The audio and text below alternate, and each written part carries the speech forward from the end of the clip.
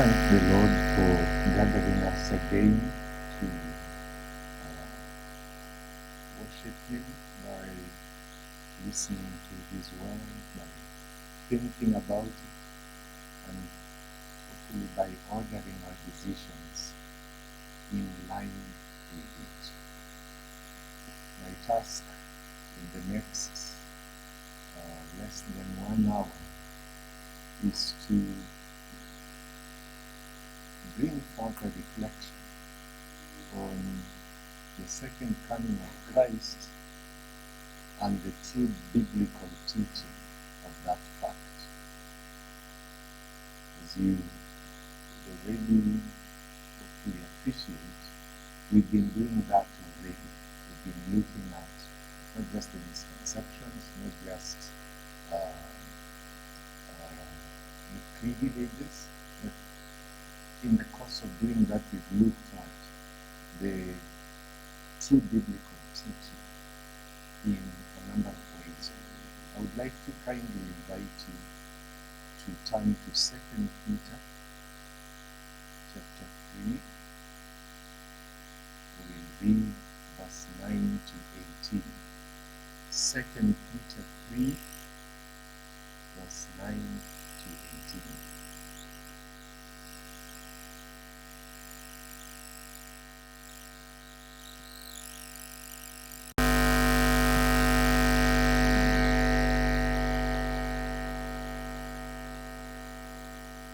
This is God's word. The Lord is not slow to fulfill His promise, as some count slowness, but is patient toward you, not wishing that any should perish, but that all should reach repentance. But the day of the Lord will come like a thief. Then the heavens will pass away with a roar, and the heavenly bodies will be burnt up and dissolved, and the earth, the works that are done on it, will be exposed. Since all these things are thus to be dissolved, what sort of people ought you to be in lives of holiness and godliness, waiting for and hastening the coming of the day of God, because of which the heavens will be set on fire and dissolved, and the heavenly bodies will melt as they burn? But according to His promise, we are waiting for new heavens and a new earth in which righteousness dwells. Therefore, beloved, since you are waiting for this, be diligent to be found by Him without spot or blemish and at peace, and count the patience of our Lord as salvation, just as our beloved brother Paul also wrote to you according to the wisdom given to him, as he does in all his letters, when he speaks in them of these matters. There are some things in them that are hard to understand, which the ignorant and unstable twist to their own destruction, as they do the other scriptures. You therefore, beloved, knowing this beforehand, take care that you are not carried away with the error of lawless people and lose your own stability, but grow in the grace and knowledge of our Lord and Savior Jesus Christ. To Him be the glory both now and to the day of eternity. Amen. As far the reading of God's word, let's kindly ask the Lord for help. O Lord, all of us are like grass, and all our glory is like the flowers of the field. The grass withers, the flowers fall, but your word does abide forever. This very word is to us more important than our necessary bread. For man does not live by bread alone, but by every word that proceeds from your mouth. Many times we don't recognize it as so, but we thank you for the opportunities and that you constantly allow us to sit under your word. And Lord, at this time, with fatigued bodies, minds that are tired because of our weak frame, we come to you asking for help. Lord, we kindly ask, open our eyes that we may see wondrous things in your Lord. Kindly grant that we would be those who delight in seeing Christ in the world. That, Lord, our hearts would be warm. And more than that, that our actions would show that ours is not a spurious faith, but the legitimate thing that grows and brings forth fruit in keeping with repentance, even 30, 60, and 100-fold times. By your word, O Lord, draw us nigh to yourself, and kindly grant that we would be those disciples who abide in you, and who therefore bear fruit. We please ask these things in Jesus' name. Amen.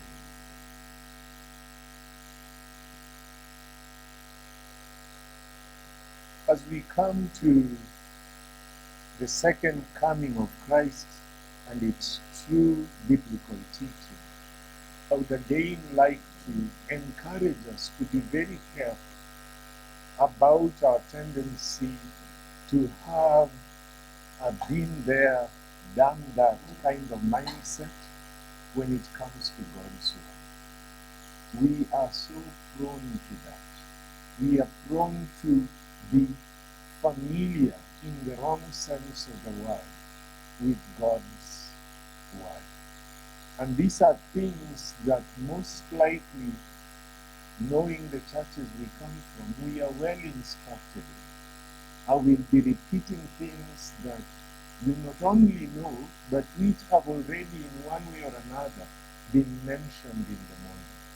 But at the end, you'll be able to see why it is important for us to keep before our eyes these truths.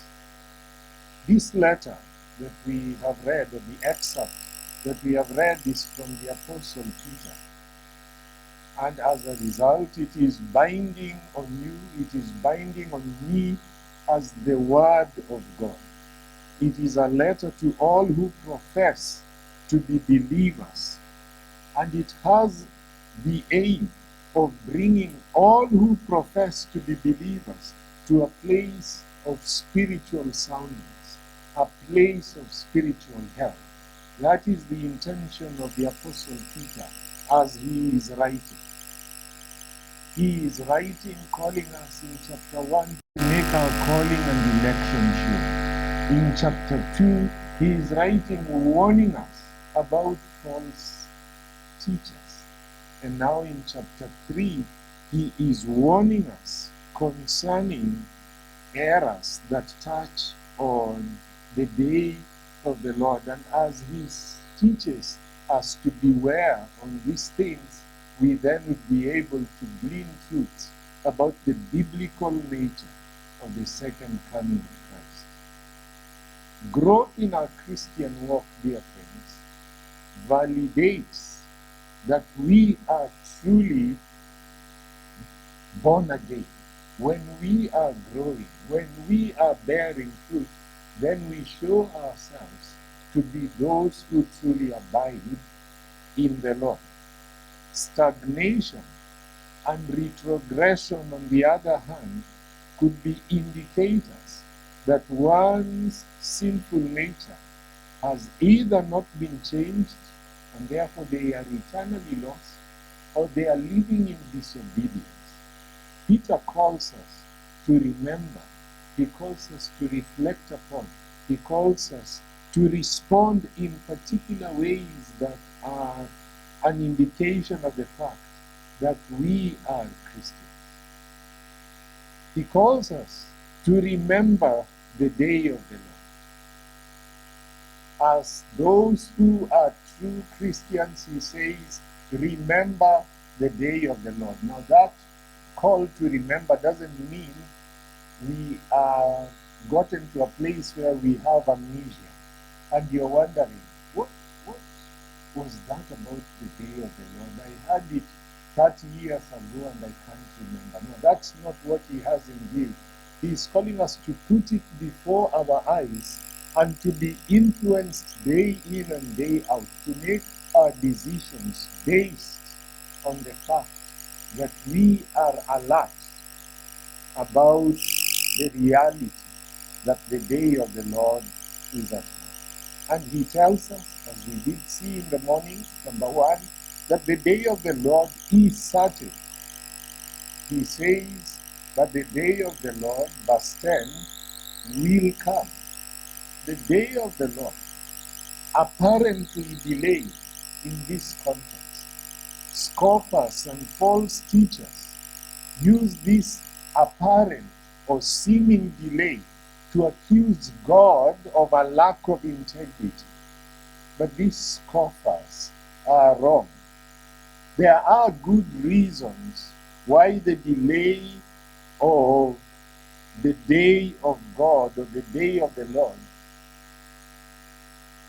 there are good reasons rather why the day of God or the day of the Lord is apparently delayed. And in verse 9 we have been told, the Lord is not slow to fulfill his promise, as some count slowness, but is patient toward you, not wishing that any should perish, but that all should reach repentance. The passing on of time does not affect the integrity of God as concerns his promises. If the day seems to delay, it is because God is holding open the door of mercy, not wishing that any should perish, but that all should reach repentance.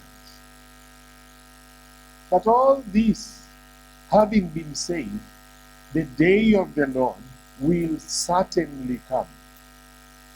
There are many today in our world, scientists perhaps, who debate in the climate change agenda over whether the earth will end by freezing or by being fried, whether we will be hurled off orbit away from the sun and freeze, or whether we will go towards the sun and get fried. Some are also debating on whether humanity will self-destruct. Will it be a nuclear holocaust, a third world war, a global pandemic? But that is their debate, not Peter's debate.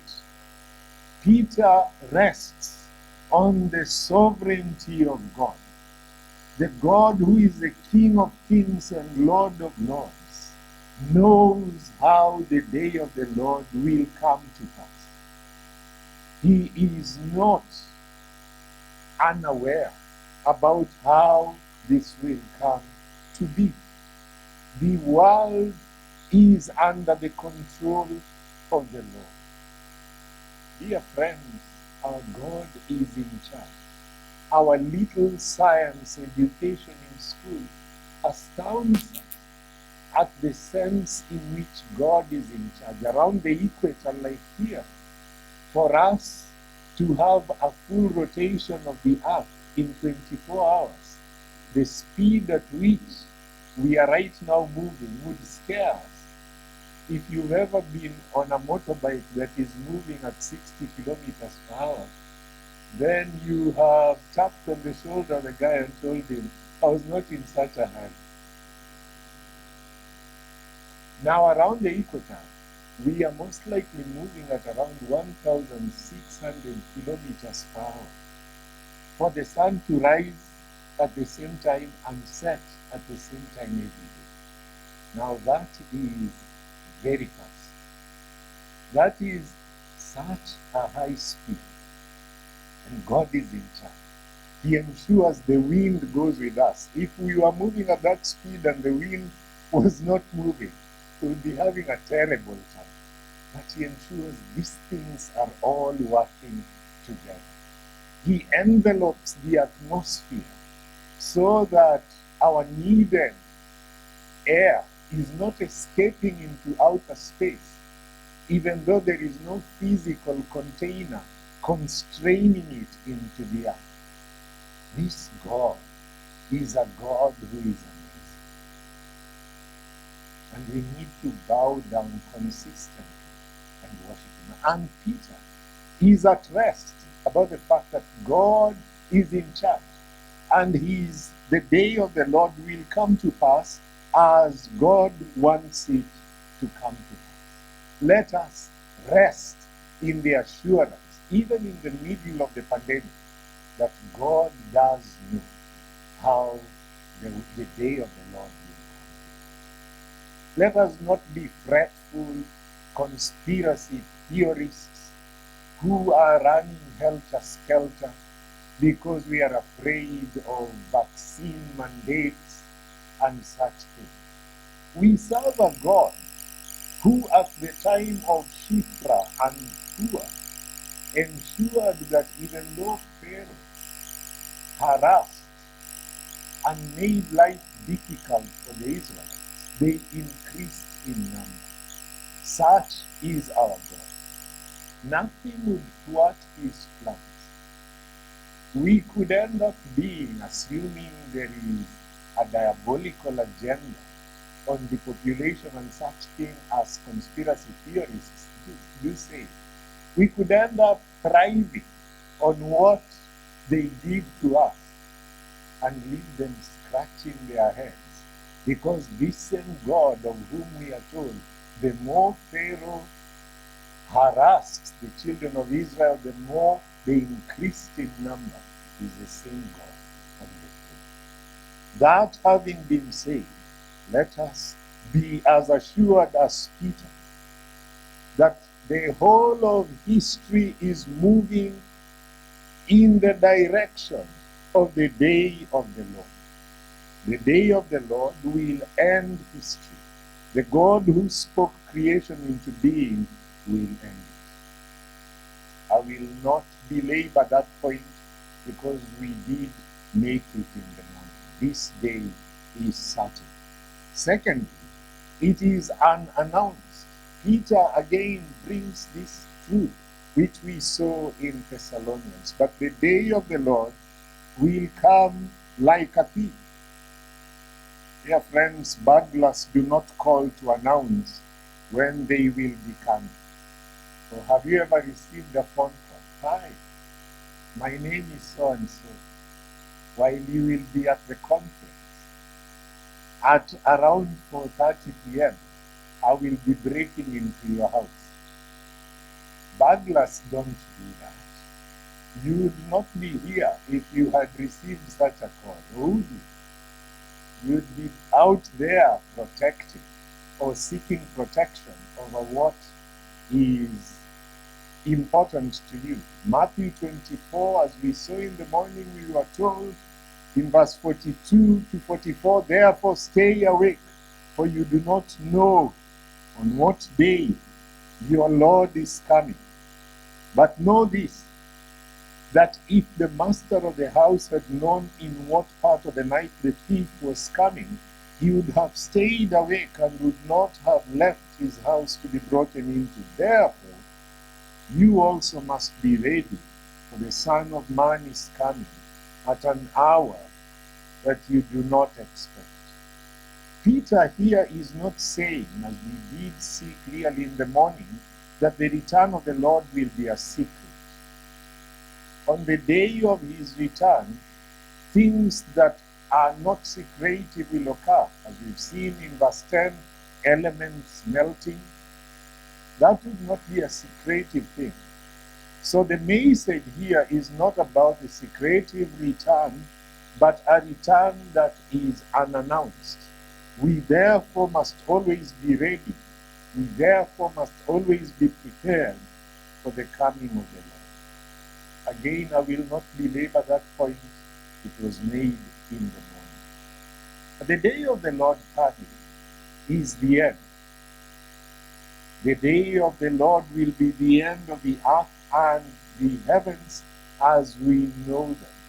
And again, this was made clear in the late morning and early afternoon. But the day of the Lord, verse 10, will come like a thief. And then the heavens will pass away with a roar, and the heavenly bodies will be burnt up and dissolved, and the earth and the works that are done on it will be exposed. Verse 11, these things are thus to be dissolved.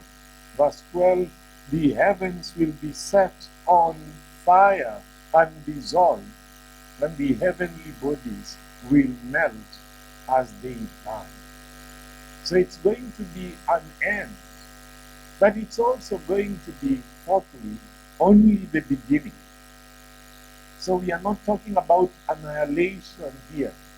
The doctrine of annihilation is foreign to Scripture, because this seeming end is, fourthly, only the beginning, because verse 13 tells us, but according to his promise we are waiting for new heavens and a new earth in which righteousness dwells. And Pastor Makashini made that point very clear, as a new heaven and a new earth would descend from God. In this creation, righteousness will find its home. All evil will be destroyed, and all sinners will suffer their just punishment. We will be in the language of the letters, used in the letters to the 7 churches, one of the 7 churches. We will be pillars in the temple of God. In other words, we will be immovable fixtures in the presence of God. We will never be able to sin again. It would be a thing that would be out of our capacity to do.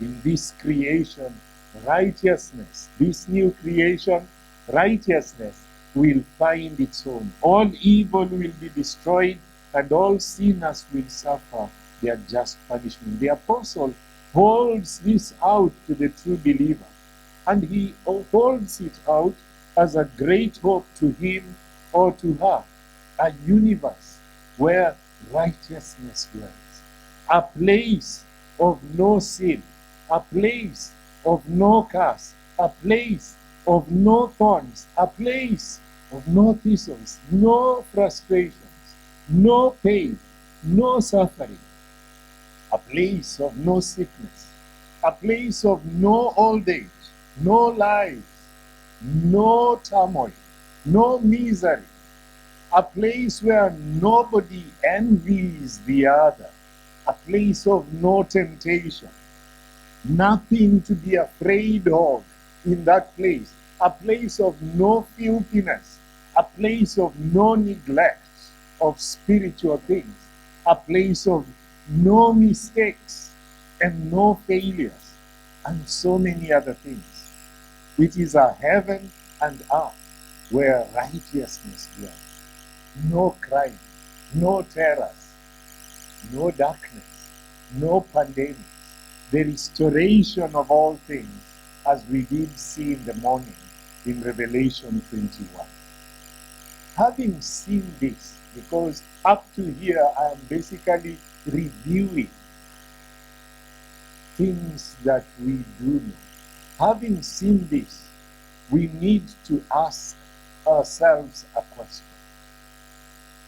Having known the second coming of Christ in its true biblical teaching, what effect should the day of the Lord have on you?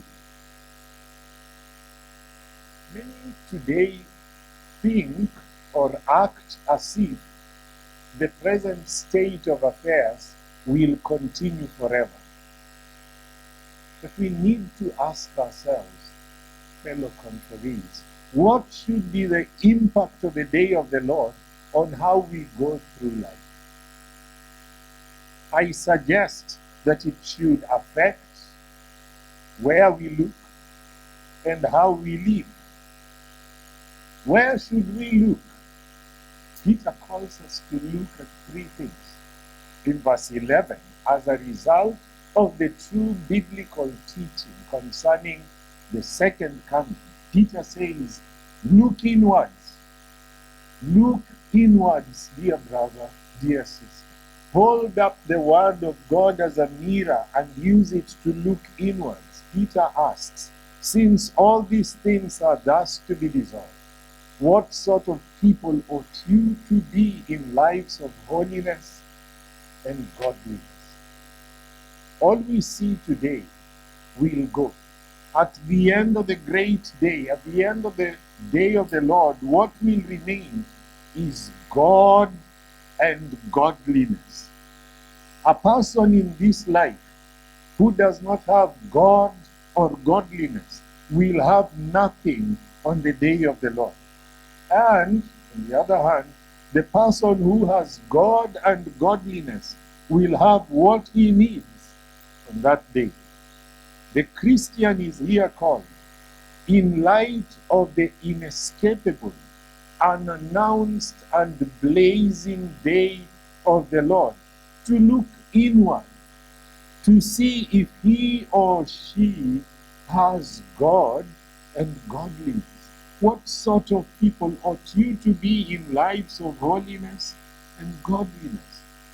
The typical professing Christian in our country has his heart on his or her money, his or her home, his or her enjoyment, holiday, his or her ascending in the career ladder to a higher position. The professing Christian, many times in this country, has his or her eyes fixated on pleasures and prestige, on family, on comforts. His heart is on things. All his treasure is here. And all these things will sadly be burnt up, dissolved, and destroyed. This means that at the conflagration, everything upon which he set his heart will be gone, and he will be naked, poor, and wretched. But then there is another kind of person, another kind of professing Christian. He or she is living shoulder to shoulder with the typical one that I've just mentioned. What does this gentleman, what does this lady set his or her heart on? He sets his heart on God and on godliness. She sets her heart on walking with the invisible, even in this life. Yes, his heart is set on pure and sincere worship of God, a more exact obedience to God, a life of zealous service. They take seriously the regulative principle. They see the ugliness of being invited by God into his living room and then rearranging furniture in God's house. Who does that? Who visits you at your mass and then they begin rearranging furniture? We take seriously the regulative principle. This person, yes, has a family, but strives to bring that family up in the way that pleases God. Yes, she has a job, but seeks to do it in a God-glorifying way. Yes, he possesses things, but he manages them as one who will give an account, as a steward to God. He lives his life corambi, in the presence, before the sight of God.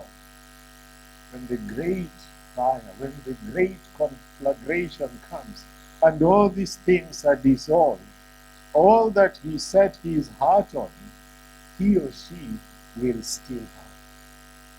So look inward. As a result of knowing its true biblical coming, its true biblical teaching, the true biblical teaching that touches on the second coming of the Lord, one of the important things that we must do is to look inwards. But Peter says, don't just look inwards, look outwards. Verse 12. He calls us to wait for and hasten the coming of the day of the Lord. Today may be the day And so we must live like it. Perhaps today is the day, as we said in the morning. If today may be the day, then you would perhaps mortify some thoughts, saying to yourself, I don't want to be found with that thought in my mind as I appear before the Son of Man. Maybe you would say, I will not speak that word, or I will not do that thing, because I'm looking forward, I'm looking outward to this return of the Lord. The question I have for you, dear friend, is this. How different would your life be? How different would your life look if your sight was outward towards the imminent return of the Lord Jesus Christ? How zealous would you be in service? How holy would you be if you kept this perspective? So don't just look inward, look outward. And then look forward, verse 14. Therefore, beloved, since you are waiting for this, be diligent to be found by him without spot or blemish and at peace. If the Lord was to come and to take you today so that you would go to dwell in this place called the new heavens and the new earth, the place where righteousness dwells, I have a question for you. How much adjustment would be necessary in your life? Would you resent the thought of going to heaven because you love your sin? Would you want to stay in heaven and then come back to earth over the weekends? Is there some sin in your life that is so tolerated, so unmortified, that if at this moment you are taken to the place where such a sin does not exist, then you would feel a foreigner? Is it anger, hatred, an unreconciliatory inclination, gossip, greed, hubris? What sin are you at home with? Is there some sin in your life that is so tolerated, so unmortified, that if you entered heaven right now, you'd feel like a foreigner? Is there a Christian with whom you are at odds that would make it feel awkward for you to be in heaven with them? Friend, be diligent to be found without spot and blemish. Be at war with sin, so that when you are placed in heaven, it is a relief to you that the war is over at last. And I say this because nobody is fit for there who is not taking steps to be holy here. If you think you'll be fit for there and you're not taking steps to be holy here, you are deceiving yourself. You are conning yourself. When you're deceived, it's a painful thing. When you self-deceive yourself, it's worse. It's horrible that you conned yourself. We must not do that. It is sad that there are many who are like Lot's wife, who at the moment of being snatched from the great fire, look back at some sin, something behind which they love and which they resent leaving behind. The firefighters come and somebody at great risk to his life pulls you out of the house you are in that has caught fire. Then when you are out, you remember some trite toy that you have left behind. My TV, my television. And you run back into the fire. Remember Lot's wife, that she was turned to a pillar of salt under the judgment of God. So we have seen that we should look inward, look upward, and look forward. But how should we live? Peter also tells us how to live. Remember, he is telling these things to a people whom in the opening of the letter he has described as those who have obtained a faith of equal standing with ours by the righteousness of our God and Savior Jesus Christ. 2 Peter 1, verse 1. These are believers. And he is telling them how they should live. Look at verse 17 and 18 as we draw to a conclusion. You therefore, beloved, knowing this beforehand, what should you do? Take care that you are not carried away with the error of lawless people and lose your own stability. But grow in the grace and knowledge of our Lord and Savior Jesus Christ. To him be the glory both now and to the day of eternity. Amen. As you stand at the shores of eternity, if you claim to be a child of God, you are being called upon him to beware. The call here is clear. Take care. Yes, you know this truth. You do know this biblical teaching, as I said at the start. Most of what I've told you, you already know. But don't deceive yourself into thinking that you can now rest easy because we have dotted all our theological I's and crossed all our theological T's. As we stand at the shores of eternity, we must be alert. Yes, you are one of the beloved, but still take care. Yes, you knew these things beforehand, and he says that very clearly in verse 17. You therefore, beloved, knowing this beforehand. You know these things beforehand, but still watch out. Be careful that you're not carried away and shipwrecked by the rocks that stand against your voyage. He talks about scoffers, false teachers, and such people, lawless people. And you will be scoffed at. And being scoffed at is not an easy thing. And sometimes people do not scoff at you with words. They scoff at you by ostracizing you, by leaving you Holy Joe alone. And you walk into the place and it feels so lonely because conversations just stop. And you want to have meaningful social relationships with people, but it just doesn't work. You are not at home there, they are not at home with you. They cannot post some things if you're in that WhatsApp group, and so they form a separate one where you are not there. It is. Take care. Do not succumb to peer pressure. Do not succumb to peer pressure and seek to conform to the patterns of this world.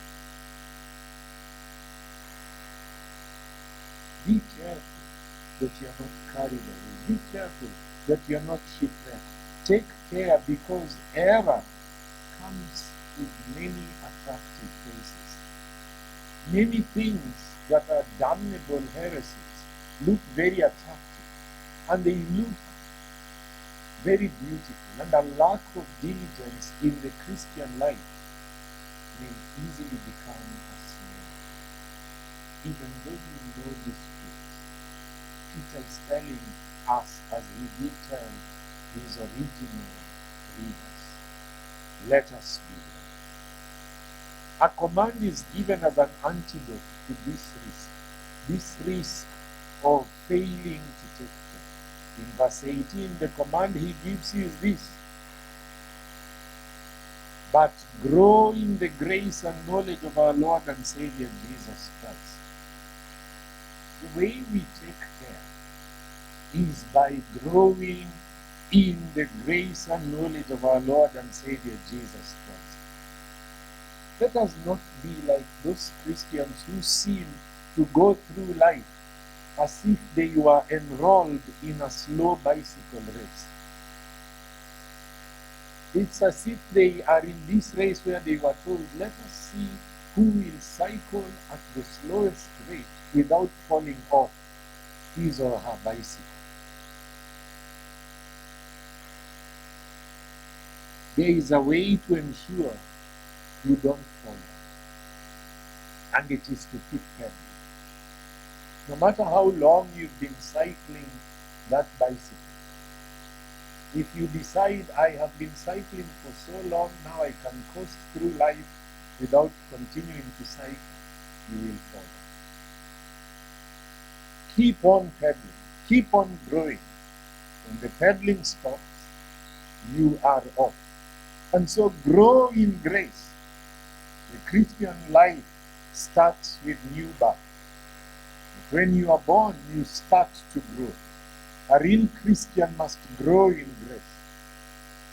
Sadly, there are many Christians, or many who profess to be Christians in this age, who remain immature.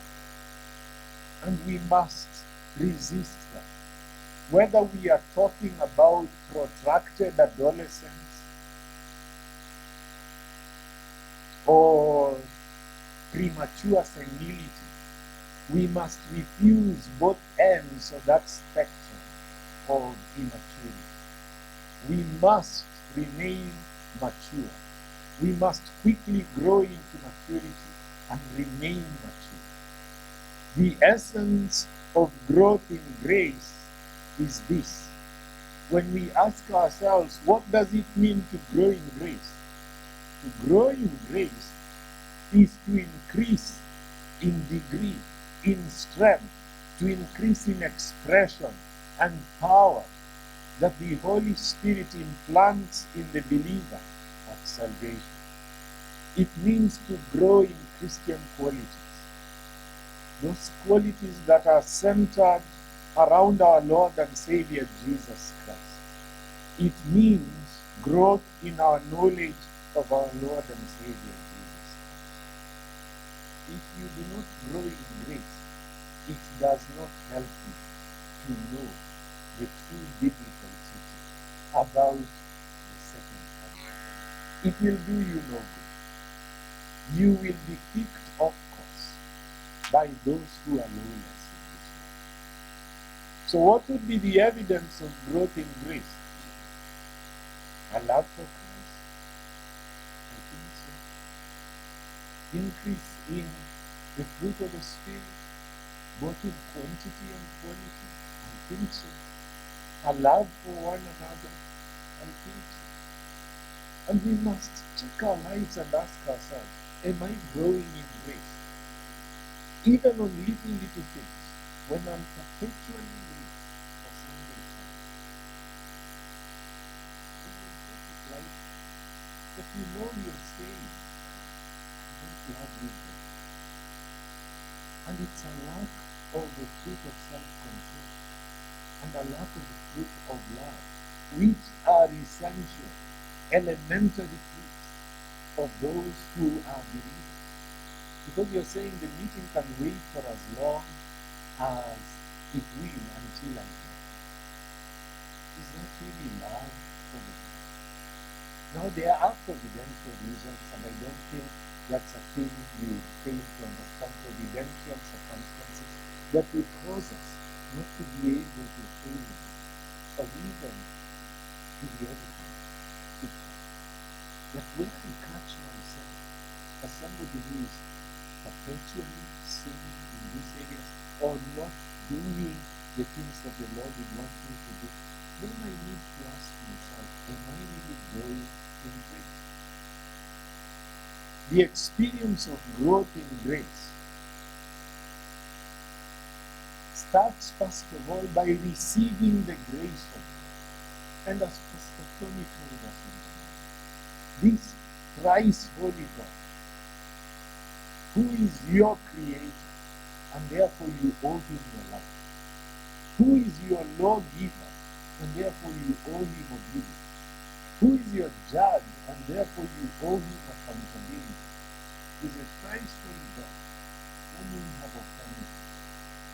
And what we deserve from him is hell.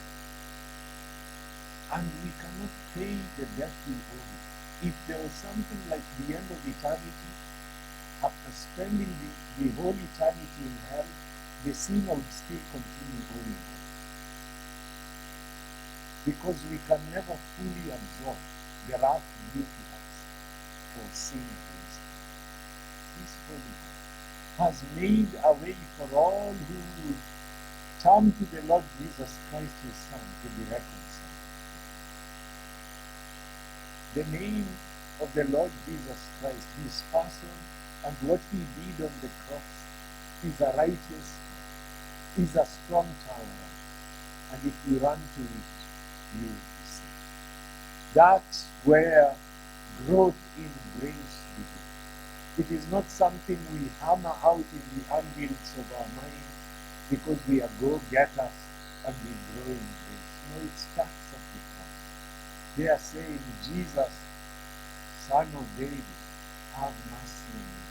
And putting our trust in him, he then saves us, takes away our hearts of stone, and gives us hearts of flesh, and saves us. Receive the grace of God. And having received the grace of God, if this teaching about the true biblical nature of the second coming will make any spiritual impact on you, then appropriate the means of grace. If you neglect the proper appropriation of the means of grace, it does not help you. It does not help you to know the true biblical nature of the teaching concerning the second coming. The word, the worship, sacraments, discipline, prayer, proper company, committing ourselves to the once and for all truth handed down to us by the Lord Jesus through the apostles. Those things are important. Appropriate the means of grace. The public means of worship is important. It is a bad sign of health if somebody has lost appetite for food. The private means of worship becomes important. If we will grow in grace, then this truth about, this biblical truth about the second coming of the Lord Jesus Christ will have such a huge impact on us. Peter is saying, beware, and he is saying, grow in grace, having known this